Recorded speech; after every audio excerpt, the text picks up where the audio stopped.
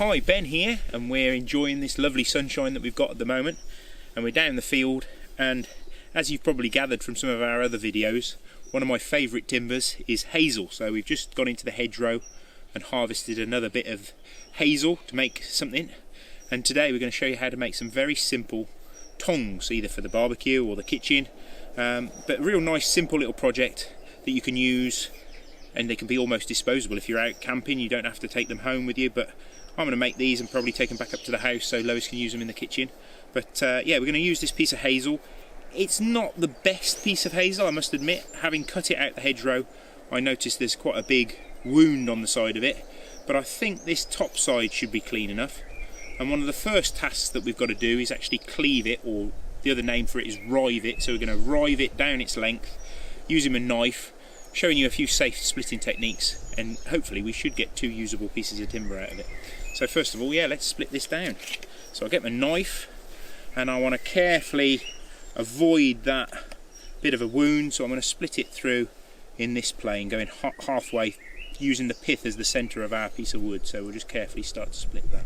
So like when we cleave any kind of timber, we want to go through the pith and try and divide this into two equal halves. Now obviously when you're using a knife to cleave or split with or rive with, got to be very careful, because I don't want this knife to slide through and cut any of my fingers. So what I tend to do when I'm starting the split is I use the sort of my fingers on the back edge of the knife, so that prevents the knife going too far into the timber. And I'm just going to waggle it ever so slightly just to get the bevel in there.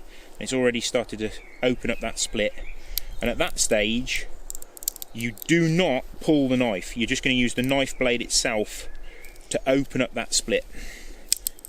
Get it in just a little bit further. And we use a technique which we call fishtailing. So I'm going to use the knife and the torque of my wrist, and I'm going to apply pressure to either side of that knife blade and open up that split. Now, we had a comment from somebody the other day who'd watched our previous video on splitting hazel, and they said it was a lot harder than they thought. Looking at the techniques, like all craftspeople, when they show you how to do something, it always looks nice and simple.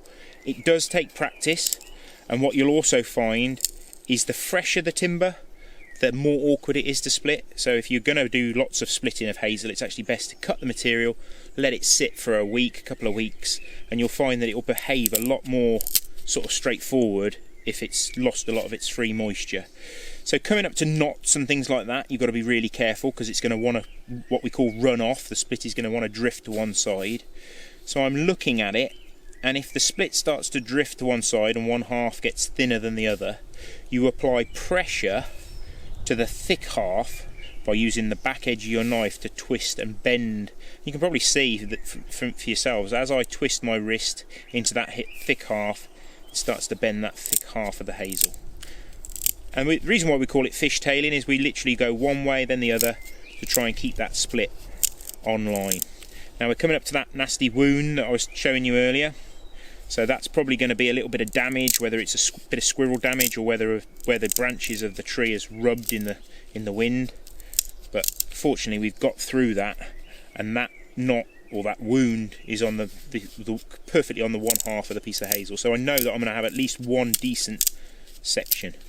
And as you start to open up that split, you could use what we call a riving post, which could be another living branch or a post or a fence post, to actually apply pressure to those two halves and help open up that split.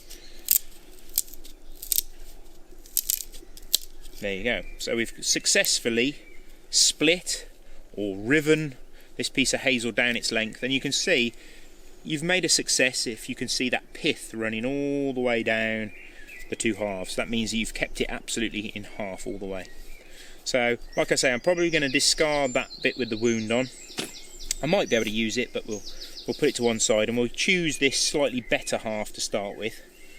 And sometimes what you get in hazel is what we call wind. That's where, as the tree's growing up for the light, it starts to corkscrew and spiral.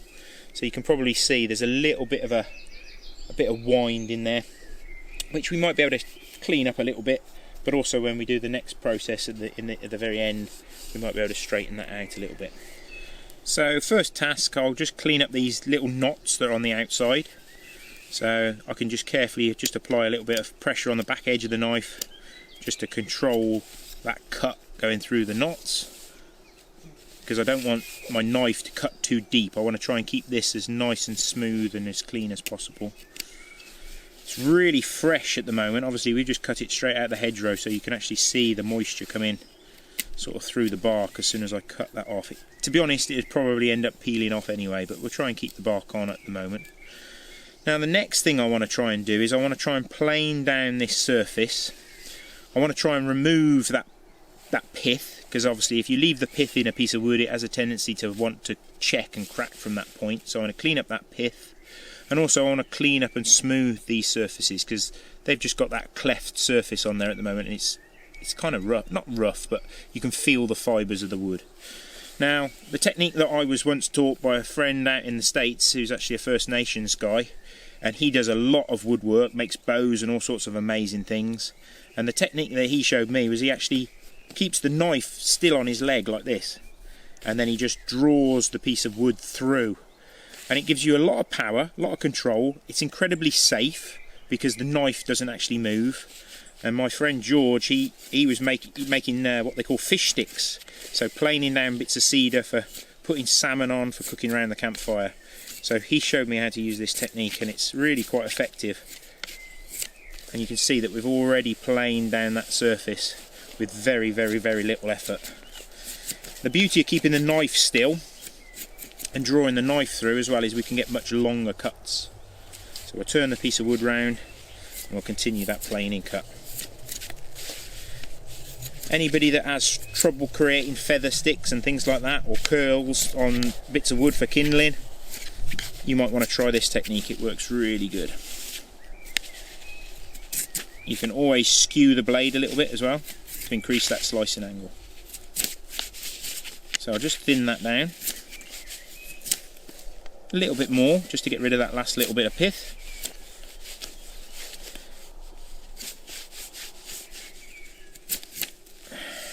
And a little bit further up. See if we can get rid of that pith the whole way down. Now obviously we mentioned about that wind in the rod, so as I'm doing that I'm just going to look down it and make sure that I try and take some of that wind out the stick at the same time.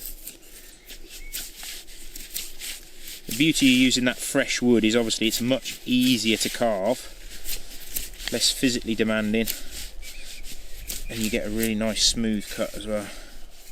So I'll just turn that round again.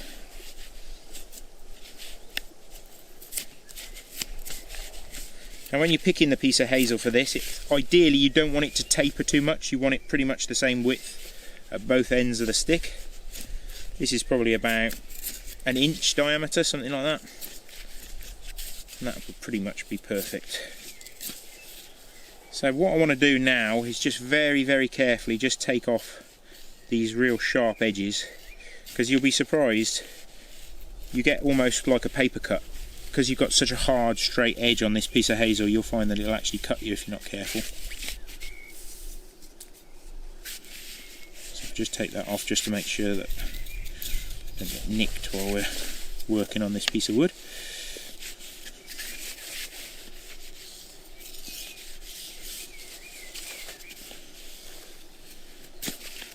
Just like so. And then what I want to do next is I want to pretty much find the middle of my hazel rod, so that's probably somewhere about here. I'm going to leave it thick at both ends, but I'm actually going to plane down this central section because I want to make it quite thin and quite flexible. So using those same planing cuts, you're going to have to plane from one direction and then turn it round and then plane in the opposite direction, because obviously you'll be starting to cut up grain because you're going to be thinning it just in the middle. So keep alternating it, keep turning it round.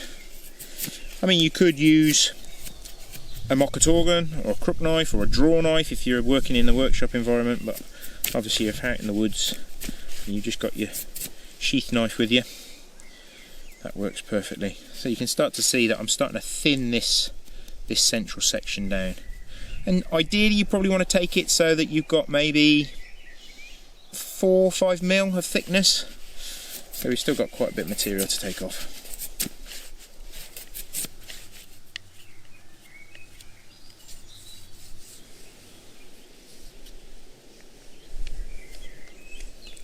So we've really started to thin this central section down now, and you can see it's starting to bend, and that's what we want. But it's really important that we try and keep this as smooth as possible on this inside face. So if you're struggling to get a really smooth cut using that drawing cut, then you might even want to alternate and maybe even use what we call the chest lever grip, because you can find that you might be able to get slightly smoother controlled cuts. So just make sure that there's no sort of stop cuts or marks, because we're going to try and make this piece of wood bend in this very central section, so that wants to be as smooth as possible. It's a bit of a shame that we've got that knot right there, but maybe I'll make it so that this gets shortened a little bit, and we'll maybe make sure that the middle is about this point here. Just before we attempt to make it bend, what I'd actually do at this stage is just to remove a little bit of this bulk. You could either take it from the inside face. I personally prefer to knock a little bit of this extra material off this sort of rounded side of the piece of wood. So you could use those same draw cuts again if you wanted to, or you could use those power chest lever grip cuts and just plane a little bit of that material off,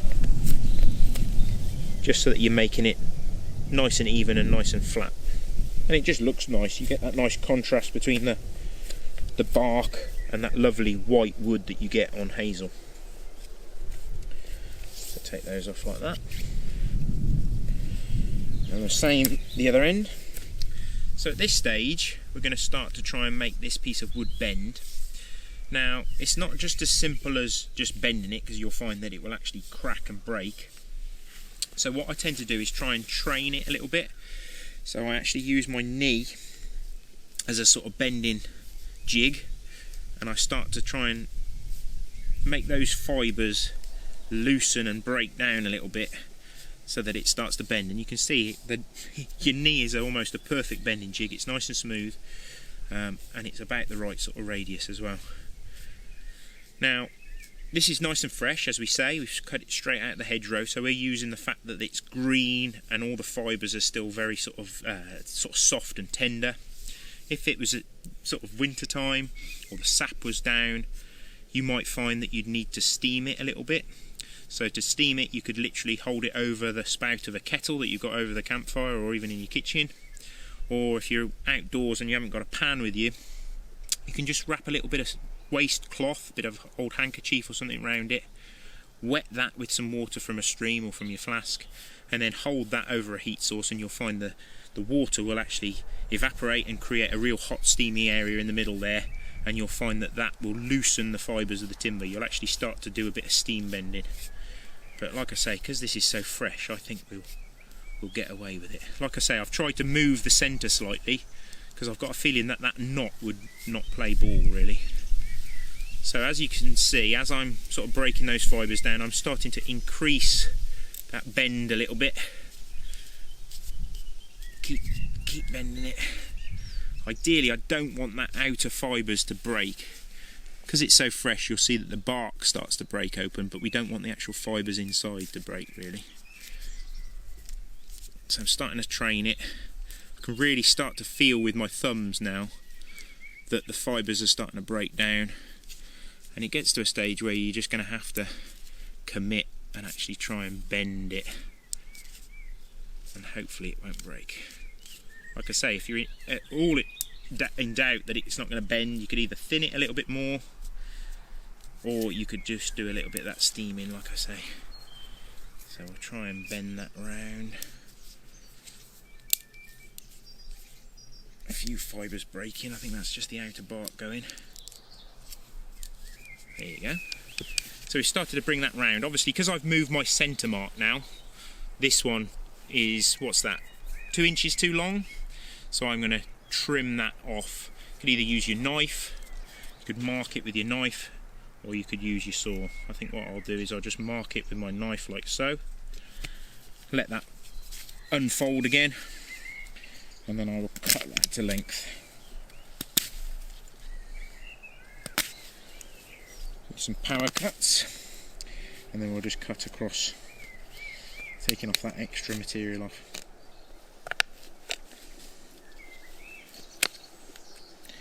So whenever you're cutting back towards yourself, always make sure you got that thumb tucked well out the way.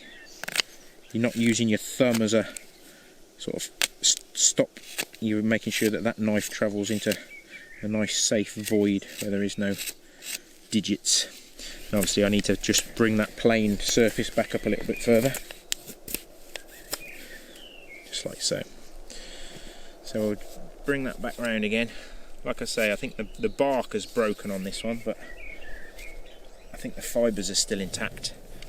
So you're using the natural spring of the wood as your tongs, so they'll work nicely. They're great for when you're like cooking on an open fire, say you're turning sausages or moving a bit of fish around.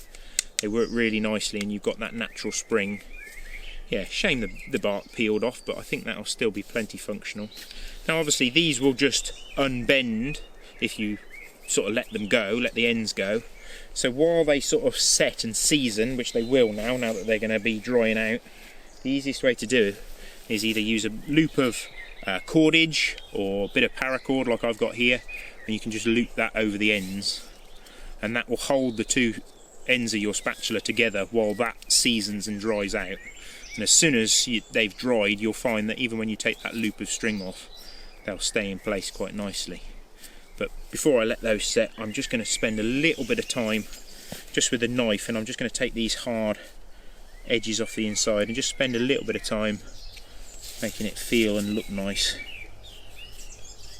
so that it's just a bit more friendly to use when you're in the kitchen.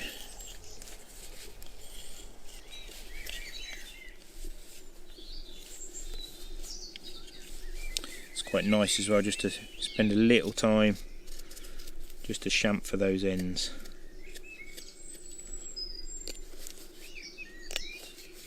Just like so. Do the same the other end as well. Like I say, if you cut your hazel maybe a week or so before you needed to use it, you'll probably find that the bark will stay on as well. If you wanted to leave that nice contrasting bark that you get with hazel, I really like it that you get this really lovely silver colour to mature hazel. You sometimes get that other purple colour to it when it's like an immature little sunshoot. But it's an amazing material. Like I say, you probably realise that I like using hazel a lot because we use it for lots of different things. For making our catapult that we made the other week, walking sticks. It's probably my favourite timber because it's so abundant in the hedgerows around my farm, and I've been playing in these hedgerows since I was a kid, and I know that the rods that I cut 10 years ago, they've shot back up again, and you've got new harvestable material to use for other projects. So there's our simple tongs that we've made out of a bit of hazel. I've made these with this sort of length to them so that they're perfect for moving sausages on your open fire or barbecues, or even using in the kitchen as salad tongs, something like that. We've got various different lengths of tongs in the kitchen. So we've got some that are very small for getting your toast out of the toaster, or even just pulling out tea bags, squeezing tea bags out your hot cup of tea. Yeah, like I say, we've used a bit of hazel in this project, but you could use a bit of cherry or a bit of ash, anything that you can split easily, and obviously something that's going to be nice and food safe, so something like those kind of timbers. So hope you've enjoyed seeing some simple woodcraft projects, just using a knife and a saw and what you can gather from the hedgerow, and tune in next time for more projects like that, or even some projects in the workshop. So thanks for watching.